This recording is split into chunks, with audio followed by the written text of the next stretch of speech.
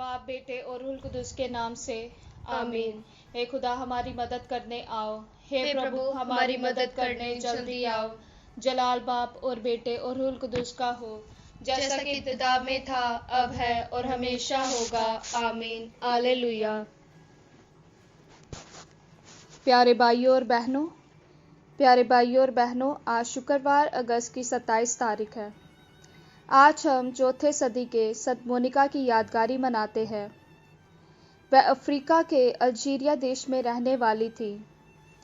संत Augustine की मां होने के नाते वह कलीसिया के इतिहास में अपने कभी न हारने वाले उम्मीद और दुआओं के लिए जानी जाती है। दुनियावी गुलामी और गलत दार्शनिक विचारों में खोए हुए अपने बेटे अगस्तिन के लिए दुआ करने वाली इस मां ने अपनी रूहानी सफ़र को कभी नहीं रोका और अपने पति और बेटे के मन परिवर्तन के लिए लगातार दुआ करती रही और अपनी जिम्मेदारियों को निभाती रही। खुदा ने संत मोनिका की दुआओं को सुना। उसके पति ने मरने से पहले बपतिस्मा स्वीकार किया और उसके बेटे अगस्तिन ने न सिर्फ दुनिया के सारी गुलामियों और ईमान के सारे गलत विचारों से आज़ादी पाई, बल्कि अपने आप को खुदा की सेवा के लिए सौंप दिया। पुरोहित और बिशप के रूप में शुरुआती कलीसिया के लिए वह एक महान ईमान के विद्वान और सेवक बने। अपनी मां के बारे में संत अगस्तिन की ये गवाही है: मेरी मां ने मुझे 2 बार जन्म दिया, पहले अपने जिस्म में जब मुझे इस दुनिया में लाया और दूसरी बार जब मुझे ईमान में और हमेशा की ज़िंदगी के लिए दिल से जन्म दिया। आइए आज संत मोनिका की यादगारी मनाते हुए हम भी सारी माताओं के लिए दुआ करें ताकि उनका ईमान कभी कमज़ोर ना हो जाए। हमारे भी परिवारों में हर एक माँ का दिल संत मोनिका की तरह हमेशा की उम्मीद से भरपूर हो, ताकि अपने बच्चों को बचाने के लिए और नेक रास्ते पर चलाने के लिए हमेशा दुआ करे और हर जिम्मेदारी को खुशी से निभाए। प्यारे भाइयों और बहनों, हमारे आज की सारी योजनाओं को प्रभु यीशु के पाक हाथों में सौंप दे और आज हमारे सारे इरादों और मन्नतों को प्रभु यीशु के हवाले करते हुए इस दिन की शुरुआत करें। आइए सब मिलकर सुबह की दुआ करें।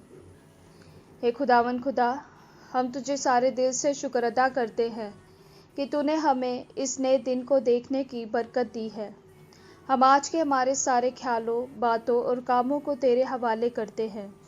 तेरा फजल हम में बना रहे और हमें हर बुराई और खतरे से बचाए।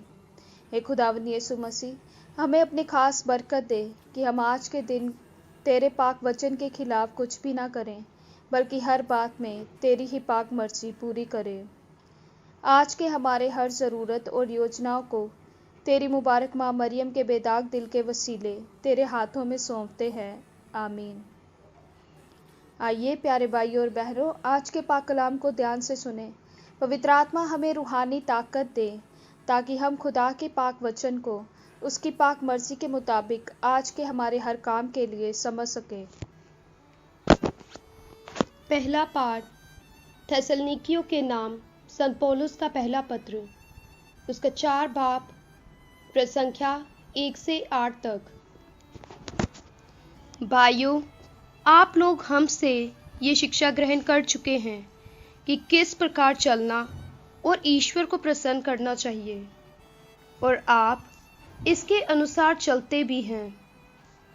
अंत में हम प्रभु ईसा के नाम पर आपसे आग्रह के साथ अनुनय करते हैं कि आप इस विषय में और आगे बढ़ते जाएं। आप लोग जानते हैं कि मैंने प्रभु ईसा की ओर से आपको कौन-कौन से आदेश दिए। ईश्वर की इच्छा ये है कि आप लोग पवित्र बने और व्यभिचार से दूर रहे।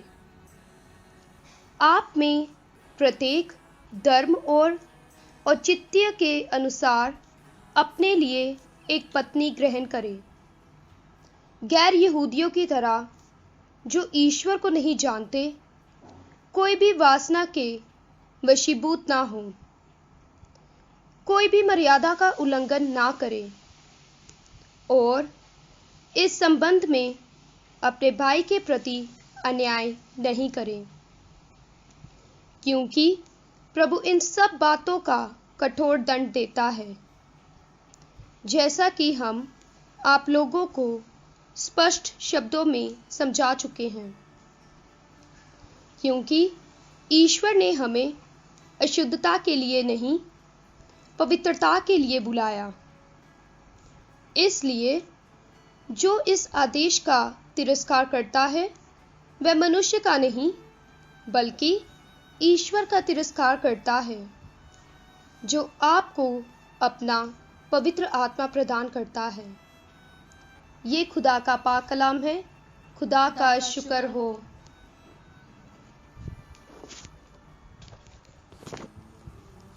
ज़बूर 97 1 से 2, 5 से 6 और 10 से 12। प्रभु राज्य करता है, पृथ्वी पर उल्लास हो, असंख्य द्वीप आनंद मनाएं। अंधकार में ये बादल उसके चारों ओर मंडराते हैं। उसका सिंहासन धर्म और न्याय पर आधारित है। पृथ्वी के अधिपति के आगमन पर पर्वत मोम की तरह पिघलने लगते हैं। आकाश प्रभु का न्याय घोषित करता है। सभी राष्ट्र उसकी महिमा के दर्शन करते हैं। प्रभु भक्तों, बुराई से घृणा करो। प्रभु अपने भक्तों की रक्षा करता और उन्हें दुष्टों के पंजों से छुड़ाता है। धर्मी के लिए ज्योति का उदय होता है। निष्कपट लोग आनंद मनाते हैं। धर्मियों, प्रभु में आनंद मनाओ, उसके पवित्र नाम को धन्य कहो। आमीन। आज की अंजील सदमती उसका 25 बाब 1 से 13। सदमती उसका 25 बाब 1 से 13।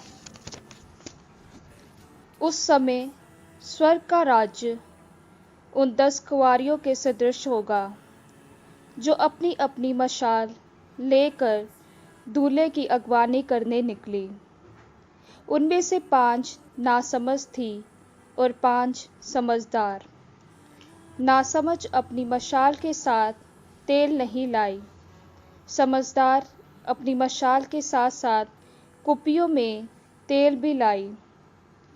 दूल्हे के आने में देर हो जाने पर सब उगने लगी और सो गई। आधी रात को आवाज़ आई, देखो दूल्हा आ रहा है, उसकी अगवानी करने जाओ। तब सब कुँवारियाँ उठी और अपनी अपनी मशाल संवारने लगी। नासमझ कुँवारियों ने समझदारों से कहा, अपने तेल में से थोड़ा हमें दे दो, क्योंकि हमारी मशाल बुझ रही है। समझदारों ने उत्तर दिया, क्या जाने कहीं हमारे और तुम्हारे लिए तेल पूरा ना हो। अच्छा हो तुम लोग दुकान जाकर अपने लिए खरीद लो। वह तेल खरीदने गई ही थी कि दूल्हा आ पहुंचा। जो तैयार थी उन्होंने उसके साथ विवाह भवन में प्रवेश किया और द्वार बंद हो गया।